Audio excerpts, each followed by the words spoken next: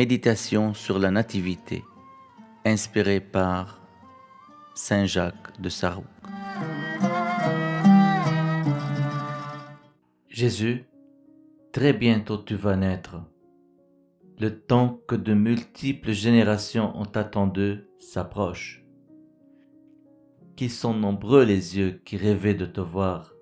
Quelles sont abondantes les oreilles qui ont attendu avec une grande impatience d'entendre ta voix, et que de mains ont langui pour te toucher.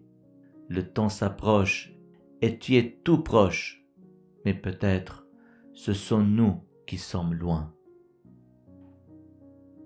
Les 9 mois sont déjà accomplis, et toi le parfait, tu t'es complété et perfectionné dans le ventre de Marie.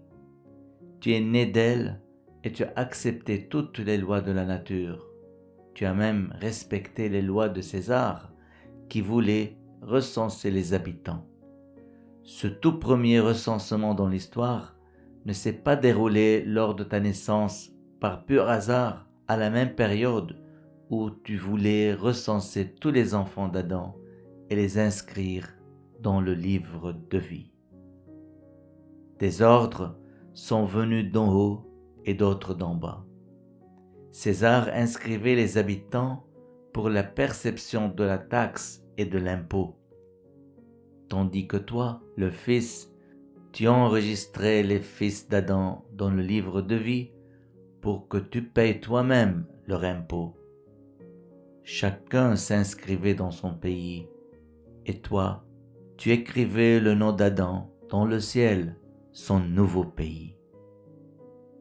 Joseph et ta mère Marie sont allés à Bethléem pour être enregistrés dans la ville du roi David. Là-bas, dans la ville du roi, le vrai roi allait naître. Marie a senti que le moment d'accoucher était venu. Et puisqu'il n'y avait aucune place vacante dans les hôtels, elle t'a mis au monde dans une crèche. Le grand roi est né comme un aigle dans un petit nid. La brebis s'est agenouillée pour donner naissance à l'agneau, qui est devenu sacrifice pour nous les pécheurs. Jésus, tout est étrange et inhabituel dans ta nativité. Elle semble être double. La première étant divine, car tu as été porté dans le ventre de la Vierge, et la seconde humaine, en étant porté par le sein du corps. Tu proviens du Père et tu viens de Marie.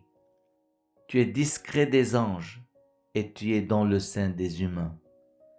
Tu es un dans tes deux natures divines et humaines. Tu es invisible dans ta nature divine et visible dans ta nature humaine.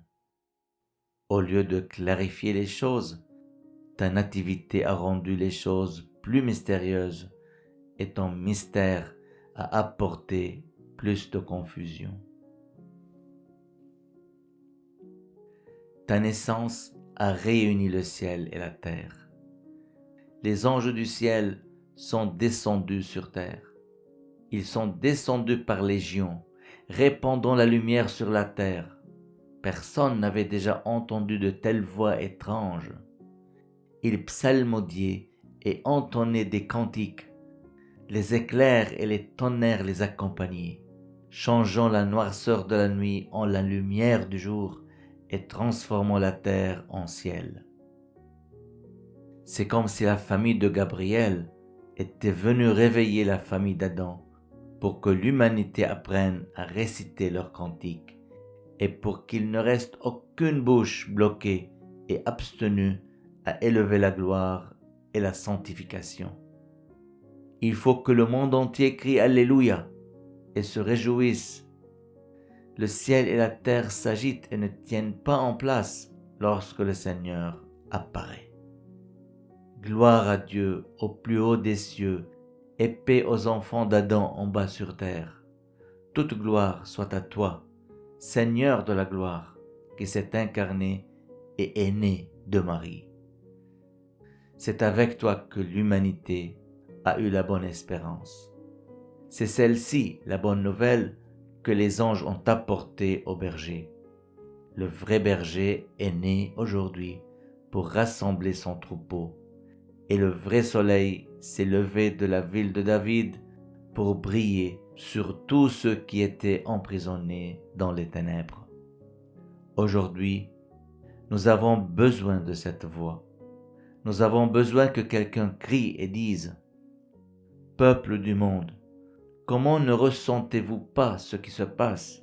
Il se tient à la porte et vous dormez et vous rêvez. Levez-vous, allez voir le roi modeste qui a libéré la terre par son humilité. Il ne porte ni lance ni épée dans sa main. Ne soyez pas surpris et n'entrez pas dans le doute en le voyant émailloté dans une mangeoire. Son arme est l'amour, et l'amour n'a pas de limite.